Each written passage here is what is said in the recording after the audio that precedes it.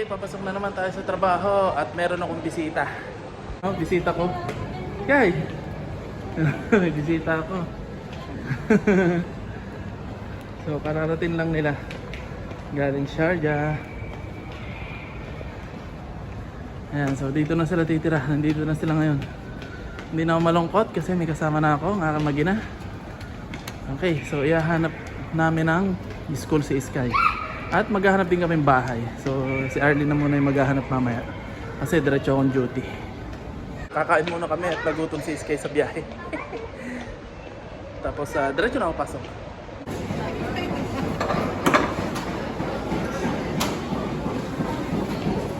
Okay, sa amin ni Arlene ay ang inasal si Sky. Jollibee. So guys, gaano man kainit, gaano man kagulo ng buhay at gaano man kagulo ng isip mo, dito ka lang pumunta. Lahat ay magiging okay. Tara na. Kain muna sa Fiesta Avenue. Halo-halo.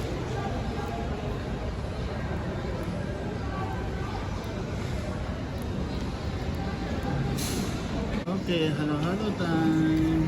Uy, ba't mo inubos yung yelo? Halo sa tag-init.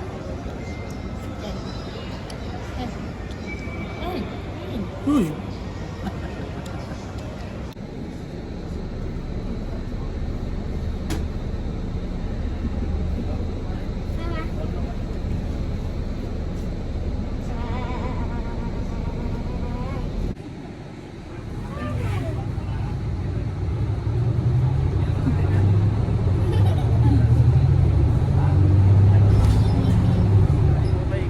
Papasok na naman tayo sa trabaho. Napakainit. Pero masaya ako ngayon kasi kasama ko na yung mag-ina ko. Pasok muna ako sa trabaho para tingnan yung bus ko.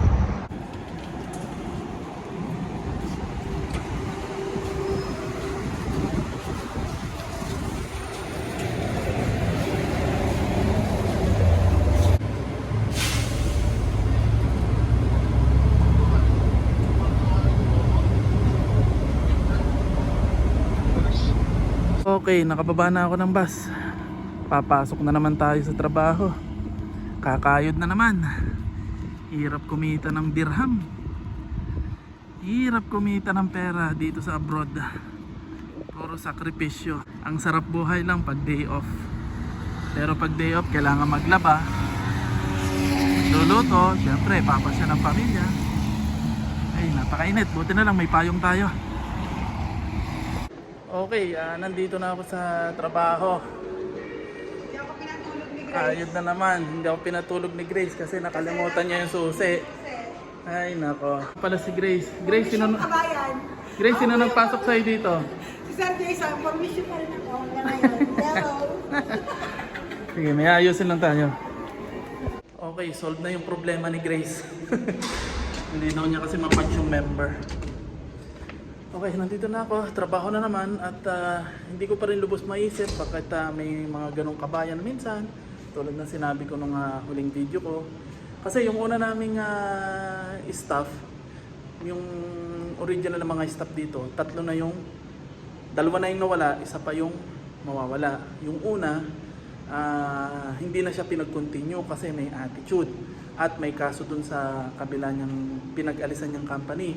So palasagot siya, absent agad, laging late, tapos konting may dahilan, tapos yung palasagot siya. Kumbaga may attitude. So hindi na siya pinag-continue ni Madam. Hindi naman sa natakot yung mga iba. Kumbaga parang yung ibang bago na wala experience dito, parang naisip nila na pwede pala yun. 1 week pa lang matatanggal na. Okay, so pwede yun, depende yun sa kontrata. Tapos yung pangalawang umalis, bigla na lang siyang umalis, lahat walang alam, sorpresa. Ayun, ang katwiran lang niya, hindi ito yung field niya kasi nga teacher siya. So hindi ito yung field niya, hindi daw siya sanay ng naglilinis, hindi siya sanay sa schedule, sa mga ganitong bagay, hindi sila flexible kumbaga. So, ayun, ayoko namang siraan yung mga kababayan natin pero hindi ko lang din maintindihan. Sana ginawa na lang yan stepping stone to kung teacher siya. Pero sayang nga din naman yung pinag-aralan niya at saka yung experience niya sa Pilipinas, tapos dito, hindi siya magiging teacher. Ano? So yun, nag-resign siya 1 week pa lang.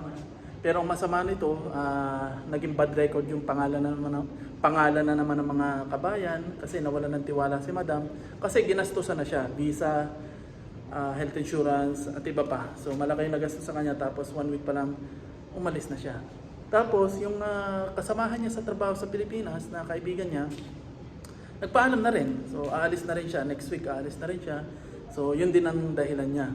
Ang masaklap nito, yung mga umalis na yon, nung in-interview ni Madam, ang sinasabi, ako daw may kasalanan kasi pinag-makeup ko daw sila, tapos ganito, ganyan, inuutosan kong ganito. Sabi ko, imposibleng mag-resign yun dahil lang pinag-makeup ko kasi yun yung trabaho ko. Sabihan sila ng dapat at saka dapat talaga may makeup kasi para presentable sa customer at saka yung mga bagay na inuutos ko kasama yung sa operation. Kaya siguro dahilan lang nila yon para hindi sila masisi o kung ano pa man. Ewan ko. Ano? Yun lang ang hindi ko mag-get sa kanila. Pero despite of that, siguro yun yung plano ni God sa kanila. May mas magandang opportunity sa kanila. At yun, may magbubukas naman ng opportunity sa iba. So may nakuha na ulit akong bago na kapalit nila, kabayan din natin. So hopefully maging okay sila at mukha namang okay kasi nakuha ko rin siya as part-timer dito. So matagal na siya nagpa-part-time dito. So marami na ako natulungan. So sa ngayon, 3 na yung tinulungan ko na hindi na in-interview. Basta tiwala sa akin si Madam, kung galing sa akin, okay na rin sa kanya. Saan ka pa makakakita nun? Ang hirap ngayon dito maghanap ng trabaho after ng COVID-19, after ng pandemic. Tsaka mahirap ngayon ang interview, tsaka paghahanap. Kasi ngayon, maraming mga Pilipino dito, HR, dinala yung pleasing personality at tsaka age limit. Dati, kahit walang pleasing personality, basta kaya mo yung trabaho, at tsaka dati, walang age limit. Ngayon, karamihan ng mga HR dito, kabayan. So, dinala nila dito yung pleasing personality at saka age limit. Kaya, mas lalong humirap. Tapos pagkabayan pa yung mag-i-interview, ang hirap mag-interview. Promise, naranasan ko. Ayun, kaya masasabi ko napakaswerte pa rin dito sa company na pasukan ko. Ayun, yun ang kapalaran nila, wala tayong magagawa. Pero at least marami pa rin ako natulungan. Na.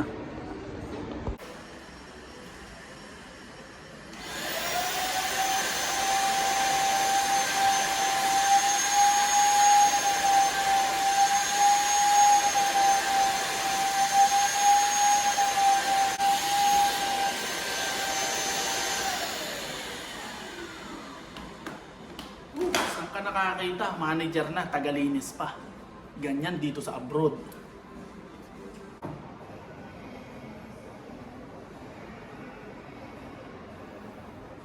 Pati pagja-janitor, pinasok ko na.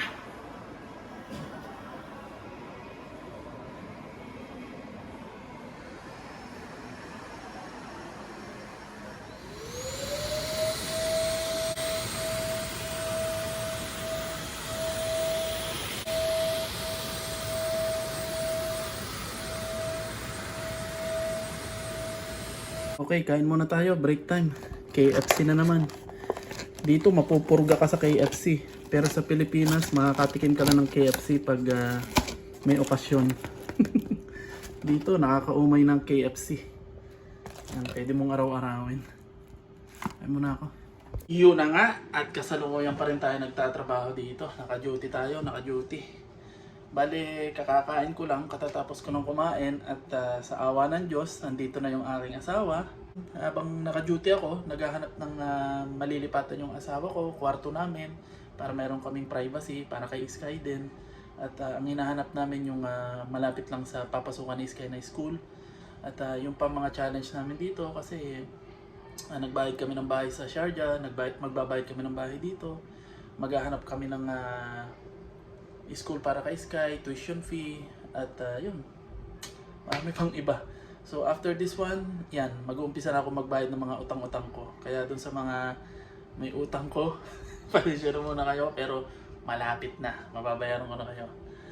And then, yun. So, pahinga muna tayo dito. Tatapos ko lang mag-break. May ginagawa lang akong reports. And then, mamaya duty na ulit sa labas. And then, mamaya uuwi na ulit. And then, yun. So far, marami naman ako natutulungan kabayan natin. At yun nga, may umaalis din naman mga kabayan sa mga hindi malamang dahilan. Yun, minsan nakakasama kasi nawawala na ng tiwala yung ibang lahi. O kagaya ni Madam, yung amo ko, nawala na siya ng tiwala sa Pilipino kasi pagkatapos gasto siya ng napakalaki, aalis din naman pala. So, yun, may mga ganong bagay talaga. May mangyayari talagang ganong bagay. Ako naman sanay na kasi ang tagal ko ng manager. Halos lahat na experience ko na yung mga ganang problema. So, paano? Mamaya na lang ulit. At yun, kung may sarili kayong visa, pwede kayo mag part-time dito. Kunin ko kayo. At babae lang po. So, own visa at babae lang yung pwedeng kunin kong part-time. Kasi palaro ng bata to eh. So, magtitingin-tingin lang ng bata. So, yun. So mamaya na lang. Okay, so trabaho na ulit tayo. Kahit na ulit tayo dito. Sa abroad. Para sa ekonomiya.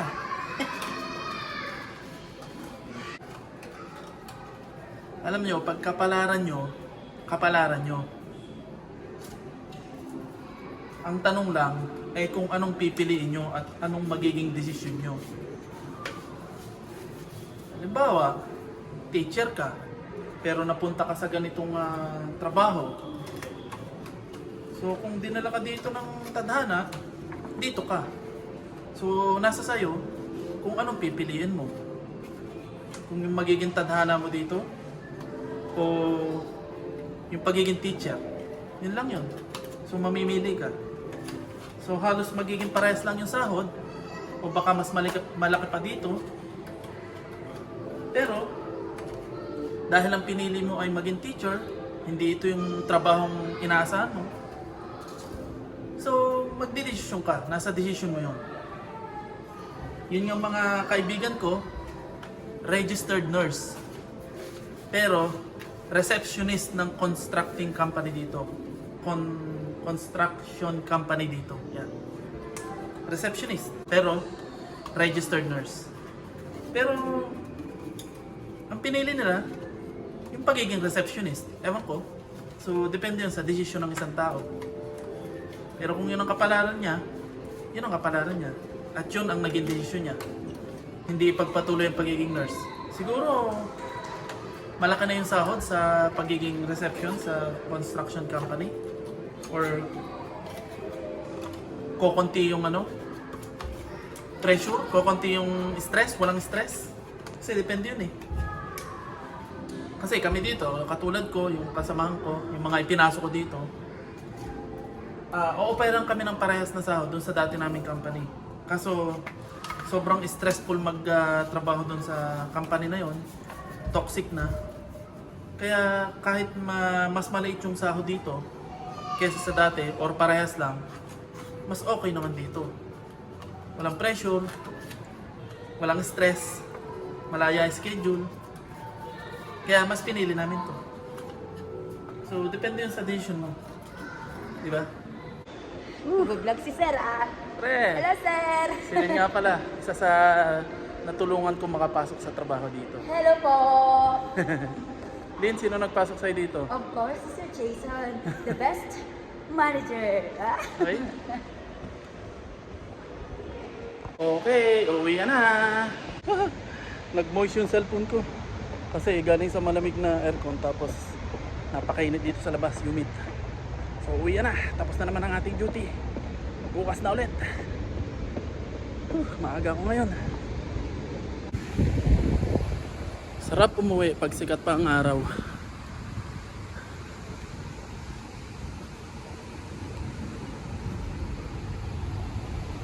Magbabas lang tayo kasi mahirap lang tayo eh. Wala tayong pan-taxi.